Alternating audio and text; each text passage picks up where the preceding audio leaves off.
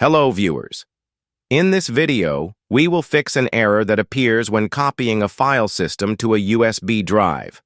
The error message says, "The file is too large for the destination file system." So, how do we fix this? Let's follow these simple steps.